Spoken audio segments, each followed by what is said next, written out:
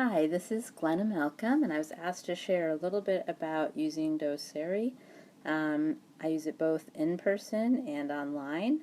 It's actually booked as Doceri, the interactive whiteboard. So it gives you a lot of options to kind of simulate in the online universe. You know, if you were writing on a board, students can see you doing that in a video. You can also annotate over PowerPoint slides and images, do stuff like Khan Academy style with Doceri. It's actually pretty easy. So the biggest key is I can show you how you get the program and get it running, and then I can show you how to use it briefly in this video.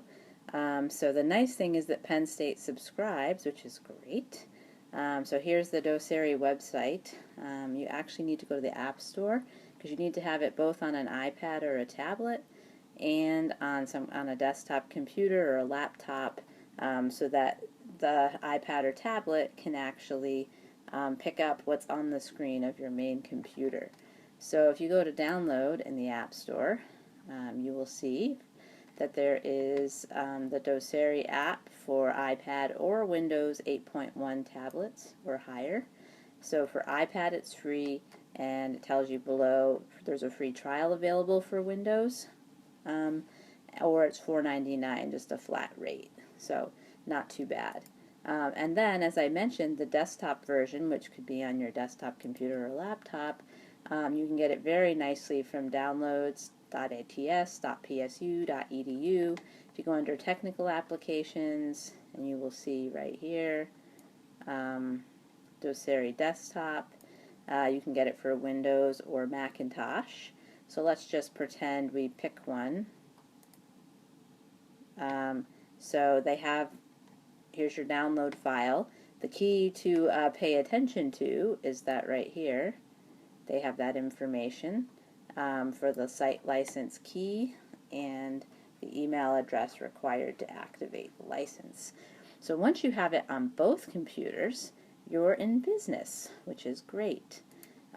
So some tips for your iPad tablet use is it will not be happy unless you're on a secure wireless network. So your home network usually works fine.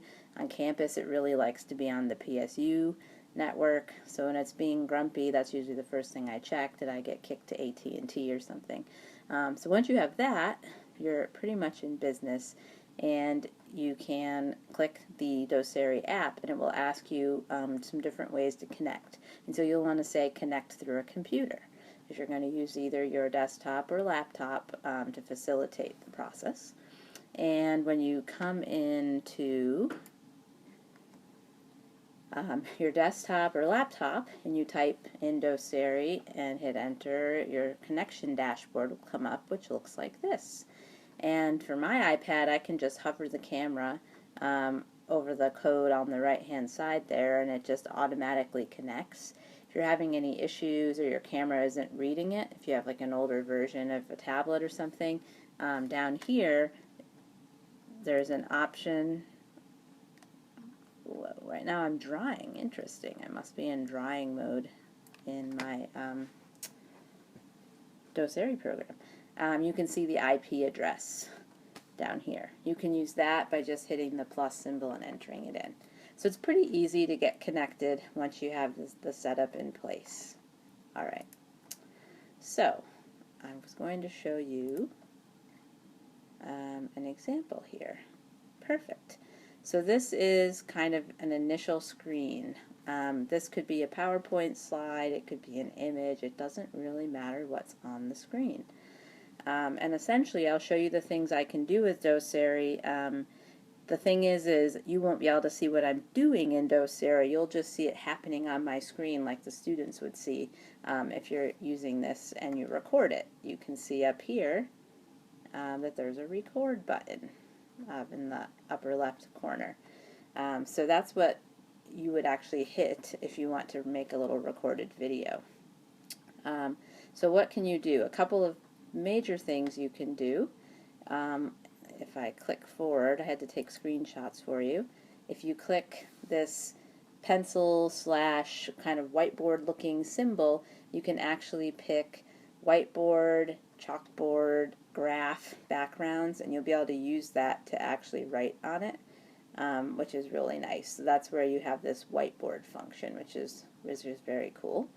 And then if you click on just the pencil on its own, you can see in the middle of the screen at the top here, you now have the options to use different pens, markers, highlighters.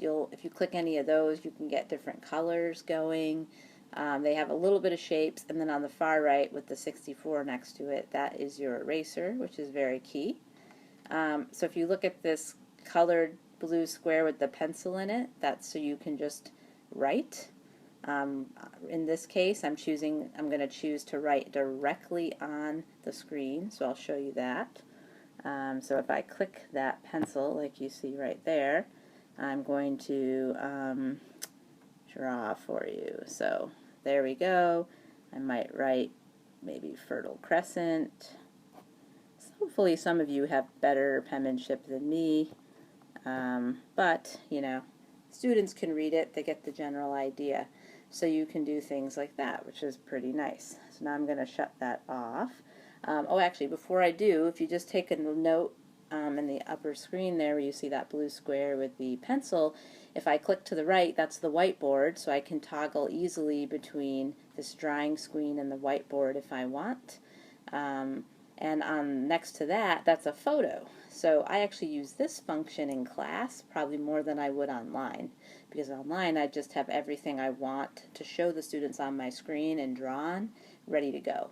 But in class, in real time, I can take a picture of student work and put that up on the screen if we want to talk about it. Well, why did you draw your graph that way? What do you all think? What else could we do to this graph? You can do stuff like that just for future reference. So that's pretty handy. So let me show you just really quickly. I'm now going to just toggle over to the whiteboard, and I'll pick a graph just for sake of doing that.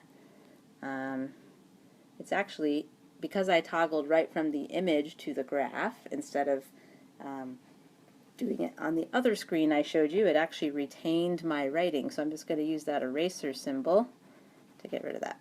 And then I can go back and pick a new pen. So I can very easily draw graphs. Probably can do these neater too. You know, label my axes, do that. I could, you know, do some Hardy Weinberg if I want.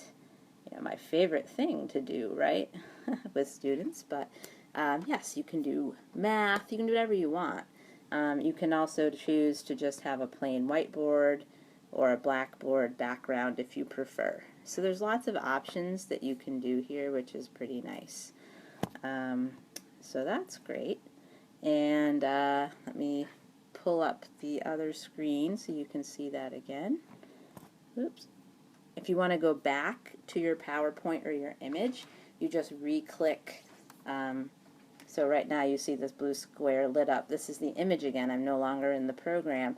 If I click that, so it's no longer highlighted blue, it takes me back to just the image again. So I'm out of the drawing mode. And so if I had a series of PowerPoint slides, once I'm out of the drawing mode, I can very easily advance to the next slide just by clicking the down button or whatever way you usually do it on your computer, which is pretty nice. So that you can see here pretty well. And the final thing to note, which is right here, this box, little rectangle with a curved arrow shooting out of it, which is next to the photo image.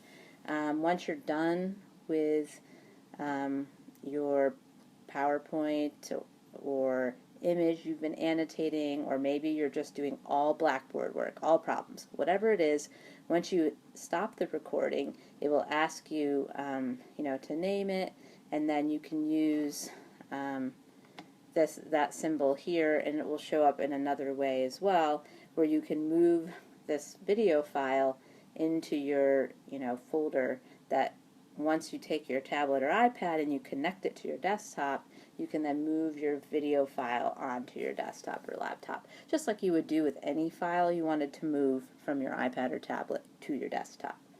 And then from there, what I do, because it's pretty easy to do, is I just log into YouTube. I use my Gmail account, and I basically just hit the plus symbol to add a video. I make sure to set it as unlisted, so that means no one can find it on the YouTube world unless they have my shared link, and I put it right on there. The nice thing with that is that you just share a link with students. That doesn't require a lot of bandwidth to do that. You can easily watch videos, phones, desktops, wherever you want. In most cases, YouTube does automatically annotate the files so that there's some kind of closed captioning. So that's really handy too. And so that's what I do a lot of. I think you can even make your YouTube videos even more private than that, than just unlisted, but I think it requires having to enter in individual users and names, and that gets kind of complicated. And based on my own online course where I use this feature, mainly to just share a quick video note. That's a nice way to I kind of do a weekly video note so my students feel like they're still a person. Judging on the numbers of times those have been viewed, I think it's working pretty well, we'll just say. But these are some simple things you can do with something like Doceri, and it should allow you to be able to do quite a bit of explaining or modeling of problems or other things to help facilitate your student learning. Should be pretty handy for the online environment because you'll just automatically be good to go.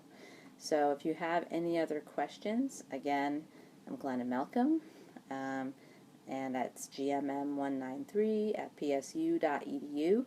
I can't guarantee I can solve all problems, but I have likely troubleshot something you have going on since I've been using Doceri for about 5 years now. Good luck, everyone, with this new form of teaching, all online, when we had been doing resident ed. And I'll just tell you that it won't be as bad as you think. It's actually pretty easy to toss these videos and things together. Just don't be a perfectionist. If I've said a flub or I made an error when I was making this video for you, I did not stop it and start over again, because you can eat up a lot of time that way. So just treat it like you're in the classroom. Flubs and all good. Okay, thanks.